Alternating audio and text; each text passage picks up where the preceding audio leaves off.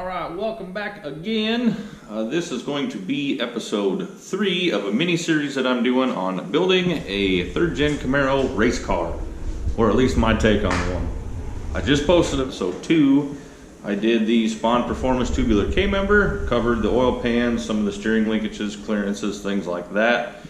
This episode, we're going to be working with Spohn Performance weld-on subframe connectors. So let's check out the product. Here is Spohn's weld-on subframe connector kit for my 91 3rd Gen Camaro. It is not the convertible model. As you can see, it's just 4 pieces. You have the passenger side tube, driver's side tube, and then 2 braces that connect the tubes from the pinch weld over to the front subframe, if you will, of the car. So I opted to go with bare metal. You can get these powder coated, I think red or black. I opted to go with bare metal. I'll paint them myself once I get on the car. So it's really important when you go to weld these on, you need to have the weight of the vehicle on the tires of the car. You shouldn't have it up on a hoisting it up on the body anywhere else, because you really need the car to be sitting like it's going to be on the ground. You need the weight on all 4 corners. You really should have the car sitting as level as possible. Now I've got mine up on blocks, and the issue I ran into was my garage is sloped for the floor drain, so the car was kind of sitting twisted a little bit. So what I ended up doing was actually leveling out the blocks and putting shims in under the tires so that the car was sitting level.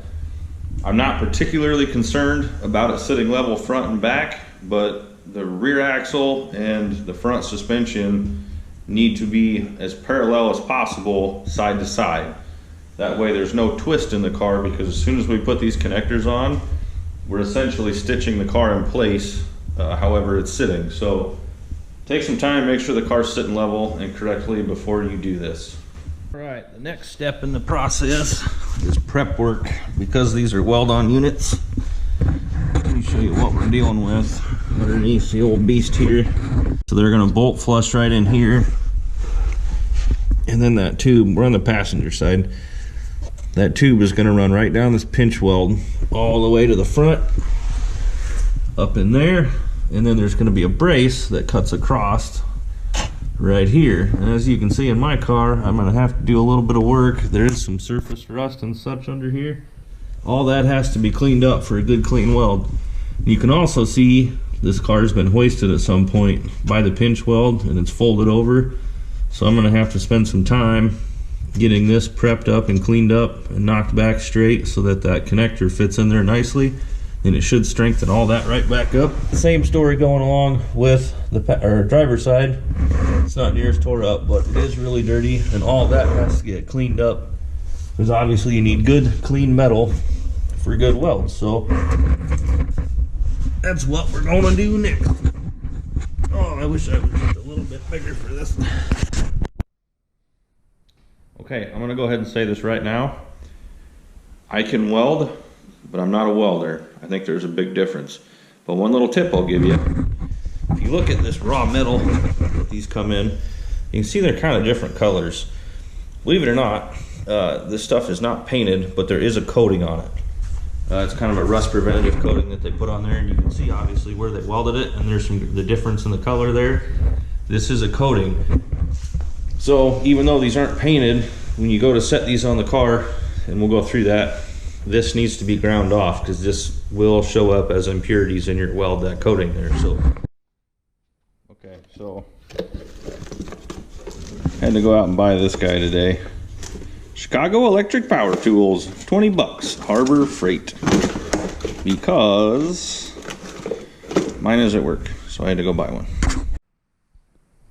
Alright, so I got a bunch of the grinding done and kind of cleaned up. You can see this needs a little bit more, but I just wire wheeled that. I do have the passenger side connector installed. I did shoot some paint on the back side of that for now. I left this open so you can see how this runs right down this pinch weld right here. And I'm going to need to do a little bit of work because there's a little bit of a gap in here. This is 2 layers thick, but I got it clamped up for now. What I ended up finding out on this one, you can see the pinch weld over here was bent, and straightening that is not the simplest of tasks. So definitely not very pretty, but here's where I'm going to need to do a little bit of work, because if you look, you can kind of see the gap between that pinch weld and the connector itself. But what's kind of nice about this one is this is actually a solid tube, and you can see it comes all the way up front here.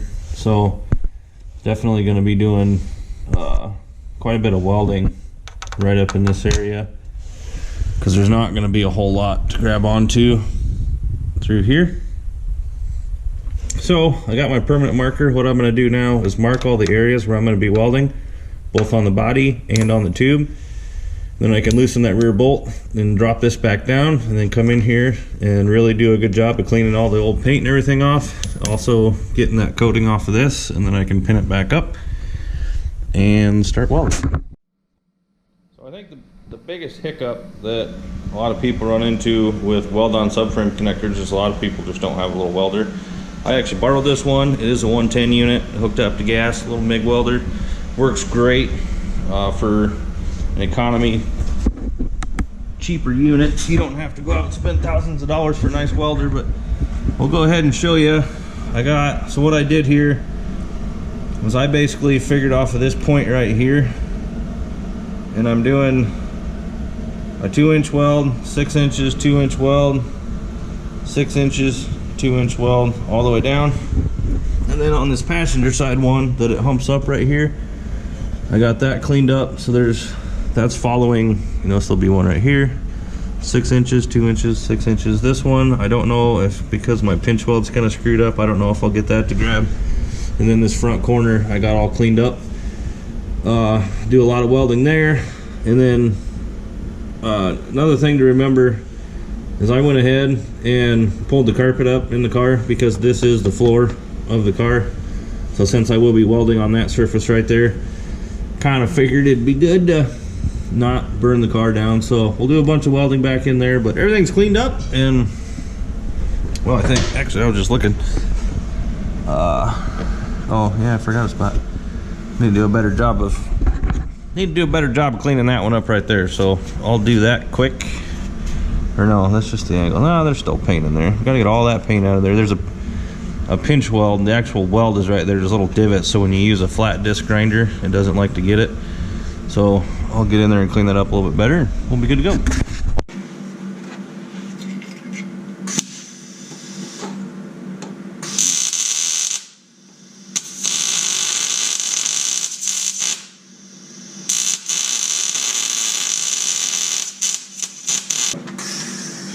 Looks like up the angle.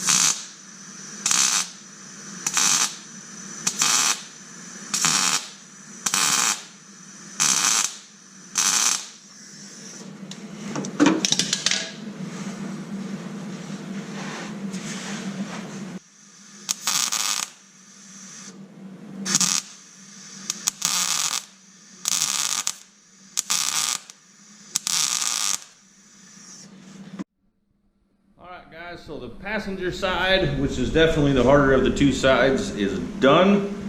I'm actually going to crawl underneath there, and I'm going to let you see my welds. I will say that pinch weld is not as easy to weld as I thought it would be, because there's 2 layers in there, and it's near impossible to get in there and get everything cleaned in between them and on the back side. So as you're welding the super thick pipe to really thin metal that's really easy to burn, it'll actually burn through and go to that back layer, and then you got rust and everything else inside there. So what I found is that if you start your arc at the bar, the connector, and get it lit, and then pull your puddle up into that pinch weld and kind of just do tack welds all the way down, that's kind of what seemed to work the best. But I didn't have any luck just like holding the bead, especially on that first one. Not good. I'll show you. It's not pretty. Definitely glad I just bought a new grinder. So yeah, let's check it out. So here's kind of the back one. That one wasn't terrible. This was my best one by far. If I only showed you that one, I could probably get away with saying that I was a welder. This one I had to do a little patchwork too. These guys were especially difficult on the inside because there was a lot of space in there and it kept wanting to burn through. This one burnt through really bad and I actually had to patch fill a hole. That's why that one's so ugly, but we'll fix that with the grinder. I don't know why I did that. There was just a little bit of something I could grab onto. I figured a little bit of something's better than nothing. This front wasn't terrible. Getting up in there, I got a lot of weld in there. And also when I mentioned picking up the carpet or flipping up the carpet inside, this is the floor pan, and I'm definitely glad I did because there's some adhesive on the other side inside the car right here, and it smoked out the inside of the car pretty good. So luckily I had that carpet pulled up and wasn't a big deal. And then this was easy. This tube, it turns out you got to cut this to fit, which wasn't a big deal. Got that one welded up. And then over here at the car side, this is a lot thicker, so that was super easy to weld. So I'm pretty proud of that one. I don't even think I'm gonna grind that one. Pretty darn good. So anyways, that is the gist of what you're gonna do on the other side. And I'm not gonna film that one because at this point, I would just like to get it done.